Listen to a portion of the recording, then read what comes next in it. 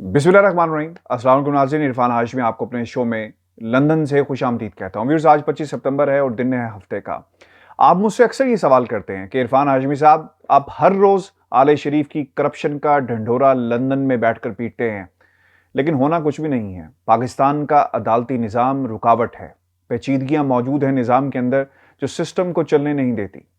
गवाहान जब अपना बयान कलमबंद कराने की कोशिश करते हैं तो दबाव आ जाता है, फिर सिस्टम इन तमाम लोगों को सपोर्ट करता है, सिस्टम इस पूरे निज़ाम को स्लो कर देता है, तो इंसाफ के तकाजे पूरे नहीं हो रहे। तो लिहाजा हमें अब इस निज़ाम से कोई उम्मीद नहीं है। फिर बरतानिया की बात कर लें, यहाँ पर लोग सेफ हेवन्स में बैठे हुए हैं, पैसा भी है, खुद भी मौजूद हैं, पाकिस्तान नहीं जाते।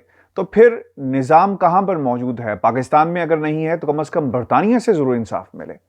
ये माफियाज की जंग है। कुछ छोटे माफियाज हैं, कुछ बड़े माफियाज हैं, कुछ हुकूमतों के अंदर मौजूद हैं जो अपने मफादात के लिए ये जंग लड़ रहे हैं, जिसका जिक्र कल इमरान खान ने भी, प्राइम मिनिस्टर ऑफ पाकिस्तान, उन्हें अपनी तकरीर के अंदर भी किया।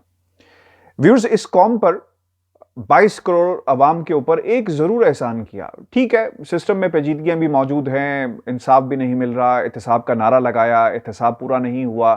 जो नारे लगते हैं उनको हकीकत में तब्दील ज़रूर होना चाहिए, लेकिन वो नारे सिर्फ नारे रह जाते हैं। सब कुछ ठीक है, आपकी तनकीद भी ठीक है, जो लोग पाकिस्तान तहरीक इंसाफ से खाइफ हैं वो भी ठीक है, लेकिन एक एहसान इमरान खान साहब ने इस कौम पर किया कि उन्होंने पूरे के पूरे सिस्टम को बेनकाब कर दिया, इन माफियाज को बेनकाब कर दिया।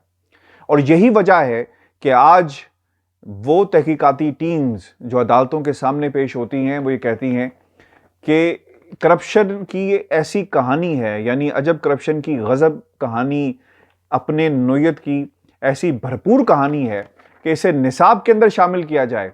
पाकिस्तान के निसाब में जब आप शामिल करेंगे, स्टूडेंट्स को पढ़ाया जाए कि करप्शन कैसे होती है, यानी उनका एक तो इखलाकी जो ट्रेनिंग है वो भी होगी कि इससे दूर रहना है, ये किस तरह नस्लों को बर्बाद करता है, ये किस तरह कौमों को खोखला कर देता है, ये किस तरह रियासतों को कंगाल कर देता है।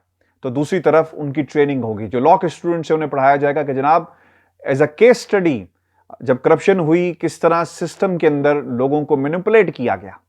फिर जब यही चीज बैंकिंग सेक्टर में पढ़ाई जाएगी तो फिर एग्जाम्पल सेट की जाएंगी कि निज़ाम मौजूद था, उसे बाईपास करने के लिए हमें क्या क्या हर्डल्स जो सामने जिनका सामना करना पड़ा और किस तरह हम रोक सकते हैं करप्शन को।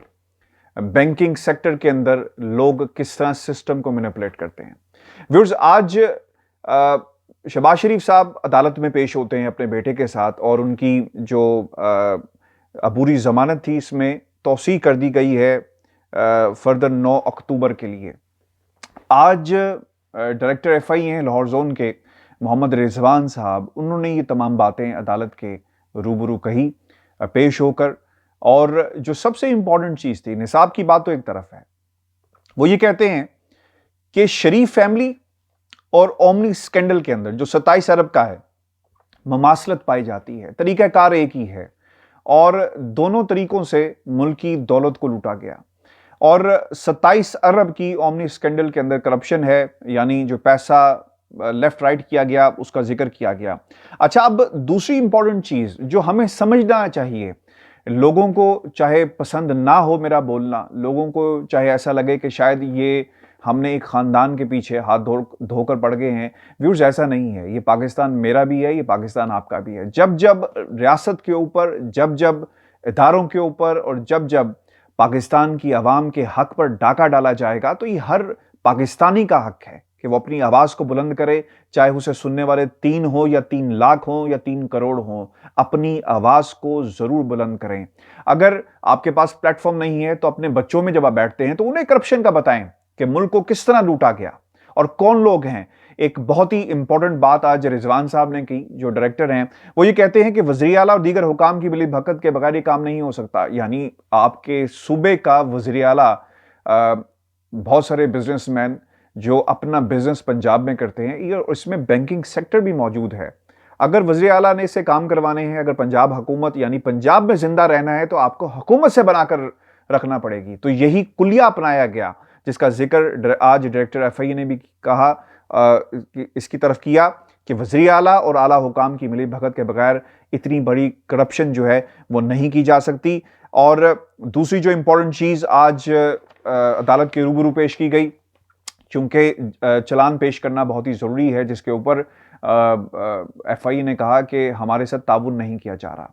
और यहाँ पर यह भी इंपॉर्टेंट है व्यूअर्स, मैं आपको बताता चलूँ, आगे चलकर अजहर सदीक साहब भी हमारे साथ मौजूद होंगे और ये जो तमाशा लगा हुआ है पाकिस्तान के अंदर, मैं उनसे भी उनका मौक़िफ़ जानूंगा, चूँकि अदालतें यही कुछ करती हैं और निज़ाम किस तरह मफलूज हुआ है, इस पर भी हम तफसील से बात करेंगे। बैरून मुल्क जो अकाउंट्स हैं और बैरून मुल्क जो जायदादें हैं, इसकी तफसीलात पाकिस्तान की FIA फेडरल इन्वेस्टिगेटिव एजेंसी जो है, इसके हवाले से मज़ीद चीज़ें भी इकट्ठी कर रही है और लंदन और दुनिया के मुख्तलिफ ममालिक में जहाँ जहाँ भी लोग मौजूद हैं उनसे राब्ते किए जा रहे हैं कि इस हवाले से बताया जाए कि आले शरीफ की कहाँ कहाँ पर प्रॉपर्टीज़ हैं, और अगर किसी के पास आप में से भी अगर कोई इंफॉर्मेशन मौजूद है तो आप FIA को ये इंफॉर्मेशन दे सकते हैं।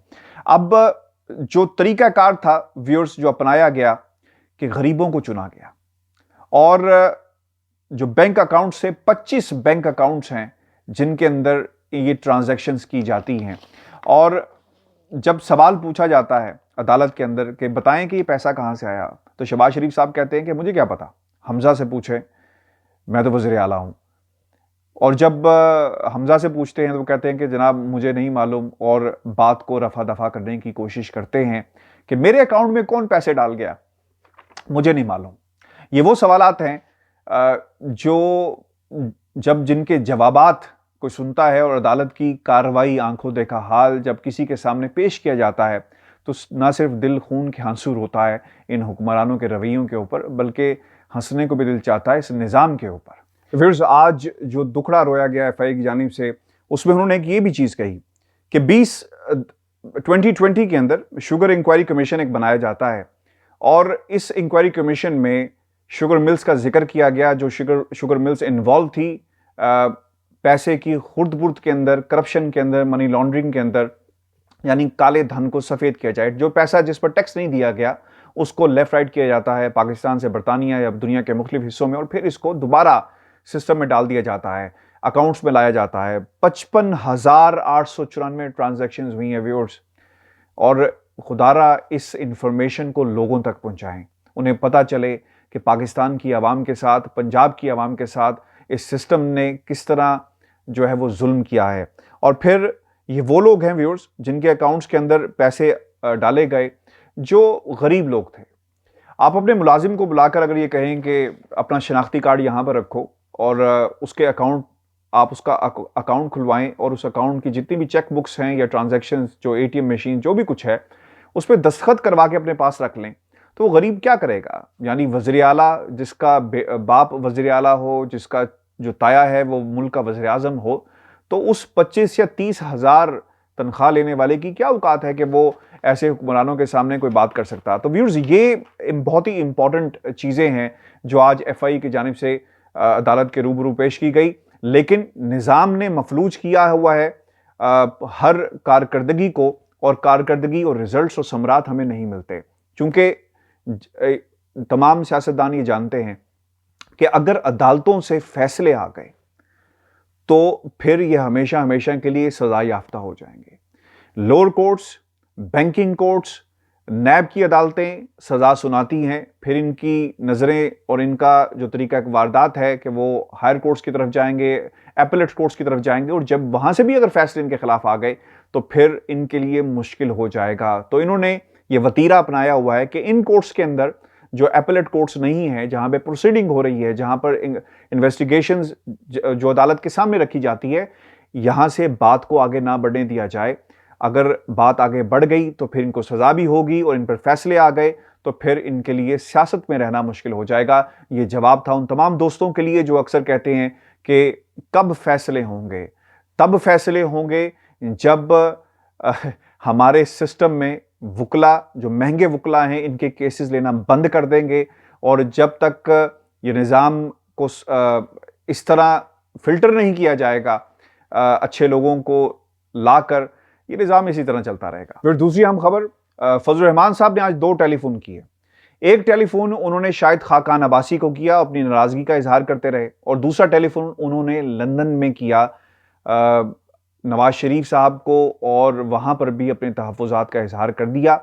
और इसकी बुनियादी वजह क्या थी? आपको याद होगा माजी के अंदर भी फजलुर रहमान साहब पाकिस्तान पीपल्स पार्टी के किरदार से नाखुश रहे। वो कहते रहे कि पाकिस्तान पीपल्स पार्टी ने उन्हें इस्तेमाल किया है, और इस्तेमाल करके फेंक दिया, उनका कंधा इस्तेमाल किया गया, और जो मकासद थे पाकिस्तान पीपल्स पार्टी के वो हासिल हुए पाकिस्तान डेमोक्रेटिक मूवमेंट से, और फिर वो चलते बने। ये तहफ़्फ़ुज़ात का जो है इससे पहले भी जो इजहार था वो पाकिस्तान मुस्लिम लीग नून भी कर चुकी है, मरीम नवाज भी कर चुकी हैं, और पाकिस्तान मुस्लिम लीग नून के दीगर जो सेकंड टियर है लीडरशिप की वो भी कर चुकी है कि पाकिस्तान पीपल्स पार्टी के ने अपने मफादात को पूरा होने के बाद डेमोक्रेटिक मूवमेंट से अपनी अलहदगी का ऐलान किया।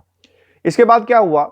इख्तलाफात बढ़ते हैं, फजलुर रहमान साहब दोबारा रब्ता करते हैं नवाज शरीफ से, अपने तहफ़्फ़ुज़ात का इजहार करते हैं, फिर उनसे वादा लिया जाता है कि अब के बार आपके साथ ये सलूक नहीं किया जाएगा, आपको पूरा सपोर्ट करेंगे वगैरह वगैरह, क्योंकि पाकिस्तान मुस्लिम लीग नून भी ये जानती है कि मौलाना फजलुर रहमान की स्ट्रीट पावर, जो मदारिस के बच्चे हैं, उनके बगैर उनकी तहरीक को नहीं चलाया जा सकता। और फिर एक फ्रेंचाइज, प्रेशर ग्रुप की फ्रेंचाइज के तौर पर मौलाना फजलुर रहमान साहब मैदान में उतरते हैं, और इस फ्रेंचाइज को किराए पर हासिल करना मुस्लिम लीग नून की मजबूरी है, क्योंकि उनके पास वो स्ट्रीट पावर नहीं है जो पाकिस्तान तहरीक इंसाफ के पास होगी। और जल्द से जुलूस, और जिस तरह एक झूठ बोला जाता है कि मरीम नवाज एक क्राउड पुलर हैं, और जिस तरह इन जलसों के पीछे भी जो कहानियां हैं वो इससे पहले भी मैं आपके सामने रख चुका हूं कि किस तरह खतूत लिखकर लोगों को बुलाया जाता है। अब मौलाना फजलुर रहमान साहब ने गिले किया, और फिर नवाज शरीफ साहब ने शहबाज शरीफ साहब को एक्टिव किया कि अब वो एक्टिव होंगे। आपको याद होगा कराची का जलसा, जहां पे शहबाज शरीफ साहब कहते थे कि मौलाना साहब आगे आगे होंगे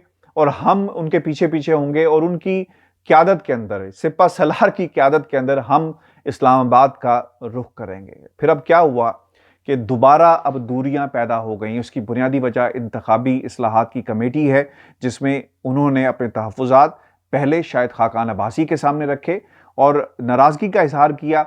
और जब उन्हें एहसास हुआ कि शायद ये यहाँ पर उनकी दाल नहीं गलेगी, और वो चाहते थे कि इनडायरेक्टली जो पैगाम है वो नवाज शरीफ तक पहुँचाया जाए, लेकिन उन्होंने फिर ये ज़रूरी समझा कि वो खुद ही नवाज शरीफ से बात करें और अपनी नाराज़गी का इजहार कर दें। अब दूसरी जो इम्पोर्टेंट चीज़ है कि शाहिद खाकान अब्बासी और मरीम नवाज ने जो बुनियादी किरदार था इस नाराज़गी का, क्योंकि ये चीज़ मरीम नवाज को भी पसंद नहीं है कि शहबाज शरीफ साहब पाकिस्तान तहरीक इंसाफ के पास जाएं, उनसे निगोशिएशंस करें। ये अलग बात है कि आज फवाद चौधरी साहब ने भी कहा कि हम किसी सूरत भी अपोजिशन लीडर से मुज़ाकरात नहीं करेंगे, क्योंकि जिस शख्स के खिलाफ तहकीकात होनी है, ये कैसे हो सकता है कि वो खुद इस बात का फैसला करे या प्रपोज करे कि उसके खिलाफ कार्रवाई कौन करेगा।